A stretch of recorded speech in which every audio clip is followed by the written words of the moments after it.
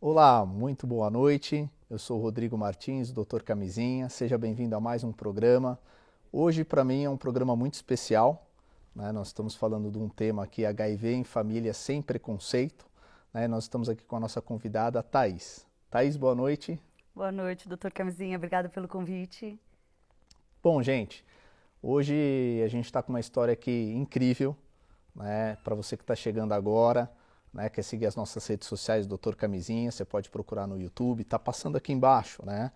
O nosso Instagram, também você pode baixar o nosso aplicativo, nós temos mais de 10 mil downloads, tá? Tem muita novidade lá, muita coisa bacana e é informação para você e para sua família, tá bom? Bom, a gente vai falar hoje sobre HIV, né, que muita gente acha que hoje é só homossexual, né? A gente rotula as pessoas, a gente tem preconceito justamente por falta de informação. Então a Thaís está aqui hoje. E Thaís, eu queria que você contasse um pouquinho há quanto tempo você descobriu que você é portadora do vírus HIV e como que foi toda essa história aí? Bom, eu descobri faz aproximadamente 5 anos, né? Eu tive um namorado que ele veio a falecer da AIDS mesmo. E quando ele ainda estava acordado, quando a família resolveu me contar. E quando eu fiz meu exame, obviamente deu positivo, né? Porque o meu critério para tirar o preservativo foi mais o tempo de relacionamento do que nunca passou pela minha cabeça pedir uma série de exames para ele, porque acho que também não é muito romântico, né? E aí quando eu fiz meu exame deu positivo, foi um choque para mim, porque a gente acha que é algo super distante, né? E eu achava que é algo que não aconteceria assim no meu meio. Também uma grande bobagem, né? Então, foi um choque, tive uma fase de aceitação, mas até então foi isso, quando aconteceu. E você começou a ter esse relacionamento quando? Eu comecei em 2013, eu fui numa festa, e aí eu conheci ele num bar, assim, foi um relacionamento bem normal, né? Eu e ele de São Paulo, a gente ia a bares, restaurantes, fazia viagens e fisicamente ele era aparentemente saudável, né? Então, assim, eu nunca percebi nada. Antes dele ficar doente, ele teve uma pneumonia e como ele era fumante, eu achei que era só uma pneumonia, não fiz essa associação da AIDS com pneumonia, né? Apesar da gente saber que é isso, eu não me passou pela cabeça. E conta um pouquinho, quando você soube pela família dele que ele era portador do vírus HIV, você ficou com medo de fazer o teste? Como que foi essa sua reação? Quando a família me contou, eu já esperava, né? Porque como a gente já tinha relações sexuais sem preservativo já há aproximadamente 1 ano, quando a família me contou, eu meio que já sabia que era bem possível que eu tivesse, mesmo porque ele já estava em fase terminal, né? Então, talvez se ele tivesse com HIV em tratamento, aí seria um outro processo. Mas como ele já estava com a AIDS, com a carga viral super alta, eu já esperava que talvez era só por um milagre mesmo que eu não tivesse sido infectada. Então, eu já esperava. Quando eu fiz meu exame, como eu já estava meio que preparada, o meu choque mesmo foi quando eu soube. Quando eu fiz o exame, eu já meio que esperava. E aí, geralmente, as pessoas às vezes passam por um tempo de luto, elas ficam quietas, elas não acreditam, repetem o exame. E aí, como que foi essa relação para você? Você demorou muito para contar para os seus pais? Como que foi isso? Você foi apoiada? Como foi a recepção da sua família ao receber essa notícia? Eu acho, doutor Camisinha, que todo mundo tem um momento de luto, né? Eu acho que algumas pessoas têm um período mais breve, outras mais longo, outras nunca aceitam, então sempre se escondem, não contam para ninguém. Acho que aí vai de cada um mesmo, né? Eu tive meu momento de luto, eu acho que eu fiquei quase que 1 ano assim para eu digerir, para eu entender quando que eu tinha que começar o tratamento, como que eram todos os processos, para só assim. O meu processo foi um processo de dentro para fora, né? Quando eu me aceitei, e aí foi muito mais tranquilo para eu falar para todo mundo. Então, quando eu estava aceita, se meu amigo não quisesse dividir um canudo comigo, isso já não me magoava tanto, porque eu já tinha me aceito. E aí, nesse processo, eu fui contando aos poucos para algumas pessoas. E não era, vou contar para o meu amigo, porque ele é meu amigo há 15 anos. Eu contava para quem eu me sentia confortável e à vontade em cada momento. Então, às vezes, tinham pessoas que eu conhecia naquele momento, eu me sentia confortável e eu contava. Eu tive muito apoio da minha irmã que morava comigo na época. Eu tinha uma irmã mais velha que morava fora. Ela, de longe, não sabia muito como ajudar. Ela ficava, você tem que tomar 8 águas de coco que eu li na internet. Eu ficava me enchendo as paciências com isso, porque ela, de longe, era só o que você encontra na internet. Sim. E meus pais, como eles são um pouco mais antigos, eu contei de uma outra forma, né? Talvez para você que é médico recebe de uma maneira, meus amigos receberam de outra maneira. Meus pais, eu contei um pouco mais light, assim, né? Para eles entenderem como era hoje, porque a visão deles é uma visão muito antiga de que era uma sentença de morte. Então, é mais quase que explicativo, didático. E cada vez que eu ia visitar meus pais, eu mostrava como que era, que o meu comprimido não me dava nenhum efeito colateral. E aí, aos poucos, eles foram entendendo. Você me falou algo aqui que me chamou muita atenção, né? Bom, para você que está assistindo, o HIV ele é transmitido pelo sangue, esperma, secreção vaginal e o leite materno, ok? A pessoa tem que ter o vírus HIV, alta carga viral e não estar em tratamento, tudo bem? Quais são as vias de maior transmissão? Principalmente nas relações homossexuais, é a via anal, tudo bem? Na hétero, é a via vaginal. Então, a gente, quando conhece alguém, a gente hoje, principalmente, Thaís, eu falo muito pelos jovens, né? Os jovens, eles querem ter relação sexual e para eles, quanto mais parceiro, melhor. E aí perde-se a qualidade, né, da relação. Então, vira quantidade e não qualidade. E como você falou, você conheceu ele num bar e a gente não consegue olhar para a pessoa e falar, você tem HIV, você não tem. Hoje não dá para você saber, porque os medicamentos são muito seguros, né? Se a pessoa tomar direitinho, ela se cuidar, ela vai ter uma vida normal. Então, você estava me falando do preconceito, né? Às vezes a pessoa ela não quer dividir um canudo. Você já chegou a viver essa situação assim, de constrangimento? Você percebeu que uma pessoa agiu diferente com você? Já percebi, sim. Como eu fui contando aos poucos para alguns amigos meus, eu já tive, numa festa, eu vi que alguém não quis dividir o copo comigo, mas não me magoou, sinceramente. Eu fiquei mais chateada por, nos dias de hoje, um amigo meu que é estudado, que tem acesso à informação, ter aquele tipo de atitude, do que por mim mesma. Sinceramente, eu já tive também relacionamentos que a pessoa foi embora, que também dá para entender, porque não é todo mundo que está preparado, talvez não queira que os amigos saibam, que a família saiba, mas acho que dá para ir levando. Assim.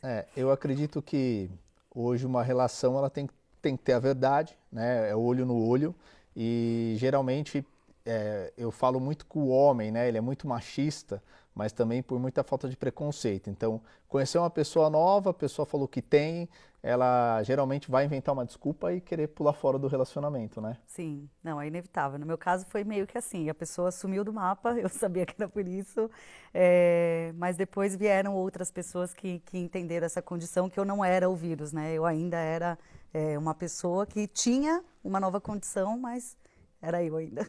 E Thaís, depois que você soube do diagnóstico, né, você foi procurar ajuda onde? Então, eu acho que cada pessoa tem também um perfil que se encaixa mais, viu, doutor Camisinha? Eu procurei grupos de ajuda, mas para mim, pessoalmente para mim, não ajudou muito. Eu sei que tem muitas pessoas que se apoiam em alguns lugares, mas as vezes que eu frequentei, tinham muitos usuários de drogas, tinham profissionais do sexo, e como eu não me encaixei ali, eu achei que não era muito o perfil assim. Eu falei, e as pessoas que são mais parecidas com o meu perfil hoje? Então eu não me senti muito confortável em grupos de ajuda. Então eu fui mais para uma parte mais espiritual, com o apoio dos meus amigos, da minha família. Esse foi meu modo de digerir mesmo. Eu gosto de perguntar e insisto nisso porque é a sua experiência, né? Cada um vai viver de uma maneira e é geralmente assim, você foi num grupo e as pessoas às vezes acham que, poxa, lá tinha muitas pessoas viciadas em drogas ou tinha garotas de programa e aquilo não era a sua realidade do seu dia a dia, né? Então é algo que você se sentiu meio fora daquele ambiente, né? Sim, não foi, não pelas pessoas, lógico, era Sim. porque você tenta se encaixar em algum grupo, né? Eu queria, por exemplo, se fosse muitas pessoas jovens e gays, também não ia me encaixar, porque eu tinha 30 anos na época, eu era hétero, queria ser mãe, então assim, esse meu perfil eu não conseguia encontrar, então tive dificuldade de encontrar pessoas na internet, então eu falei, nossa, as pessoas realmente se escondem, né? E essa sua vontade de ser mãe, quando você soube disso, assim, foi um choque? Você já tinha as informações que você poderia ter um filho saudável? Ou você. Eu estou perguntando isso, é legal você saber, porque tem muitas mulheres que às vezes estão descobrindo agora que tem o vírus HIV, né? E tem muita gente que fala assim: ai, doutor, peguei, vou morrer, vou poder ter filho, vou poder conhecer alguém. Você teve esse medo também? Sim, eu tive. De primeiro impacto, quando eu peguei o resultado, eu achei que nunca mais ia me relacionar, porque eu também estava naquele grupo de que não tinha muita informação e que também tinha um pouco de preconceito, porque a gente não. É justamente a falta de conhecimento, né? Mas passado um tempo, depois eu conheci uma pessoa e. Junto com o obstetra, como infectologista, a gente viu que era possível e super possível, né? Hoje eu tenho 2 bebês, os 2 são negativos, meu marido não tem o vírus. Então, assim, a gente vive uma relação soro diferente, quando um é positivo e o outro é negativo. E é bem possível mesmo. E as pessoas, é impressionante hoje em dia, como é aberto o diagnóstico para todo mundo, eu acho que não tem mais preconceito, pelo menos acho que até como eu levo, mas tem mais dúvidas do que preconceito. Então todo mundo me pergunta, nossa, mas como você tem 2 bebês, você gerou, né, 2 crianças, e as crianças não têm, você tendo, como você transa com seu marido e nunca passou para ele? Então são coisas assim que as pessoas não sabem realmente, é muito distante. Acho que você só se interessa por isso quando você está mais próximo, está vivendo mesmo. É verdade. E geralmente, ô, Thaís, como que foi eu queria que você falasse um pouquinho, quando que você conheceu o seu atual marido, né? E me fala o nome dele, por favor. Rodrigo também. Rodrigo. Bom, para chamar Rodrigo tem que ser gente boa. Cara, parabéns, tá? São poucos homens com H que assume, né, uma relação ama, né, tem filhos, protege a família, então parabéns, né? Você para mim é um exemplo, não te conheço, mas a sua hombridade mostra que hoje é possível ser feliz, independente da situação da pessoa, né? Não, e foi super bonito, né? O Rodrigo, ele é realmente muito querido. E aí ele, numa relação, eu já me tratava, eu já estava indetectável, né? Que eu não transmito o vírus. Mas numa relação, o preservativo estourou e eu fiquei super nervosa. Ele falou, calma, Thaís, eu não tenho nada. Eu falei, mas eu tenho. E aí eu contei toda a história para ele e ele falou, que tipo de homem eu seria se eu não estivesse do seu lado quando você mais precisasse de mim? Eu não vou embora. E ficou, aí eu casei, né? Legal. Bom, gente, nós vamos para um break agora e voltamos, tá?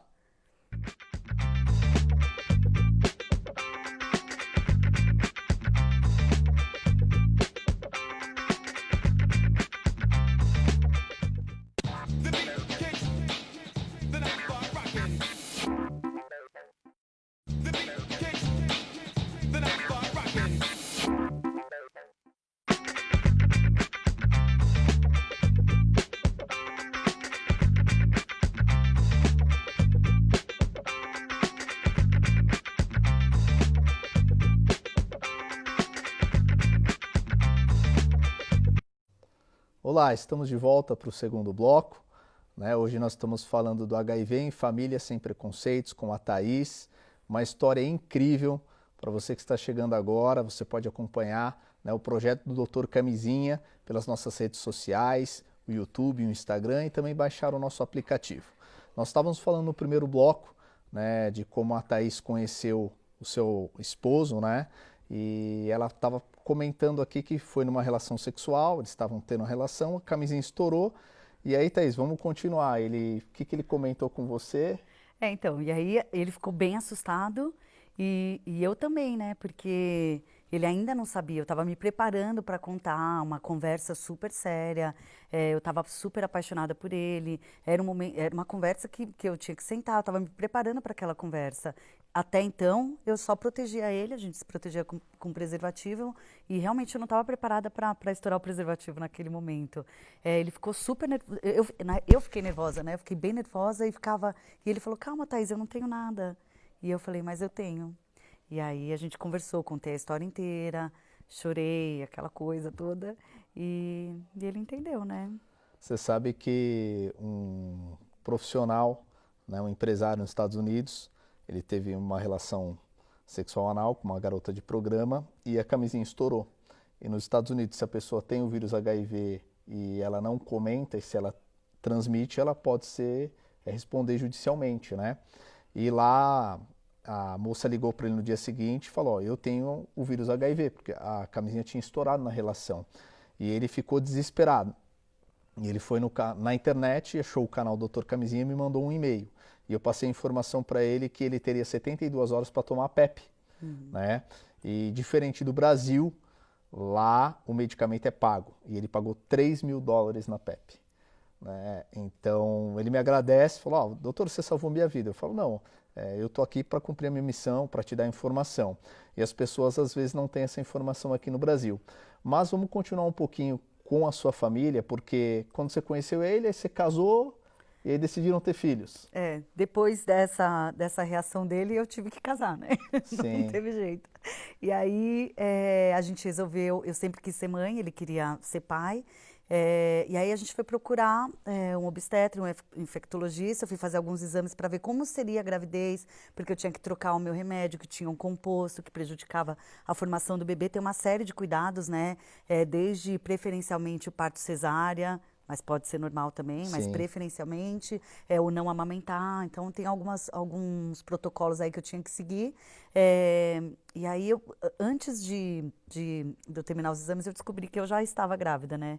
Porque como eu estava indetectável, a gente Sim. foi até uma infectologista e a gente decidiu, não é o mais correto, né? Os médicos indicam que no caso de um positivo e outro negativo, ele tome a PrEP. Sim. Mas eu estando indetectável, que também o indetectável é igual ao intransmissível, e a gente sendo casado e tudo mais, a gente decidiu, nós como casal, não usar preservativo. Então eu engravidei pelos meios normais e relativamente foi uma gravidez normal, assim. Eu tive que ter mais acompanhamento, um pouco mais de perto, mas foi uma gravidez normal. E você tem 2 filhos hoje? Tenho um 2. casal? Um casal. Quantos anos? O João tem 2 e a Olivia tem 1.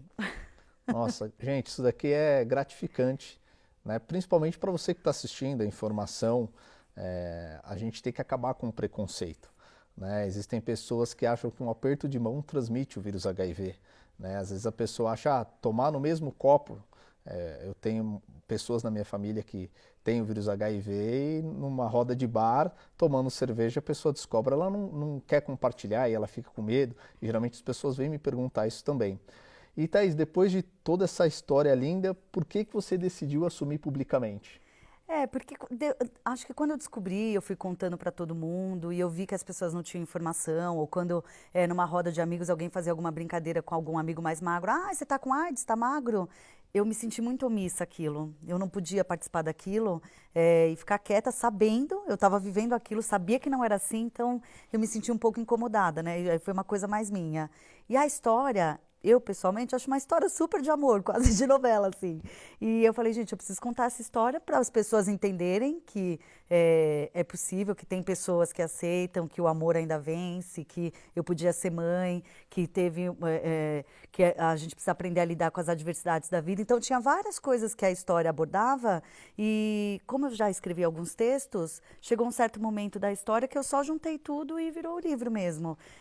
Eu decidi contar porque na época que eu descobri, como eu tive muita dificuldade de achar algo que me apoiasse, eu pensei que o livro pudesse ser o apoio para alguém. Então eu pensei, se o livro for para alguém o que eu não tive, então já me valeu. E aí do ano que você descobriu foi em 2014 mesmo e você já começou a fazer o tratamento com os antirretrovirais? Eu comecei com meu ex-namorado em 2013, ele morreu em 2014 e eu comecei o tratamento, no final de 2014 eu comecei o tratamento em 2015. E sentiu algum efeito colateral? Você já mudou de medicamento? Eu comecei com 3 em 1, não tive nenhum efeito colateral, só um pouquinho de sono, e aí eu tomo à noite. E agora tem um novo medicamento que é o 2 em 1, que tem menos efeitos colaterais ainda. E eu já estou com ele também nessa mudança, nunca senti nada. Eu costumo falar que o Brasil ele é modelo, né, mundial no tratamento de HIV, só que investimos muito pouco em prevenção. Posso dizer que praticamente nada, né? apesar da população brasileira ser em torno de 210 milhões de pessoas, a nossa taxa de novos infectados gira em torno de 40 mil. Só que a gente está falando que isso é um estádio de futebol, né, cheio. E eu gosto de falar que quem salva uma vida, salva o mundo. Então, eu fico super triste quando vejo um jovem de 15 anos descobrir que é portador do vírus HIV. E eu tenho um colega meu, que eu conversei com ele umas 3 semanas atrás, que ele estava numa UTI e depois ele conseguiu recuperar, foi para um quarto, mas ele falou que ele estava nesse quarto, ele estava escutando várias histórias de mães, meninas, jovens, adolescentes com HIV. E aí ele falou, Rodrigo, eu estava lá naquela cama escutando aquelas histórias, eu lembrava do seu projeto. Então a gente fala, pô, uma menina de 12, 13, 15 anos engravidar e ainda ter o vírus HIV, né, sem uma estrutura familiar, que hoje geralmente as famílias estão crescendo desestruturadas, isso também pesa, né? E eu queria que você falasse um pouquinho da importância de tomar o medicamento corretamente. Porque às vezes as pessoas, elas tomam e tá se sentindo bem, para. Fala um pouquinho disso. Então, assim, eu até demorei um pouquinho para começar a medicação, porque eu não queria começar, porque eu tinha muito medo dos efeitos colaterais, principalmente da lipodistrofia, que é uma alteração da gordura no corpo, e eu, como mulher super vaidosa, eu tinha muito medo dessa parte visual, né?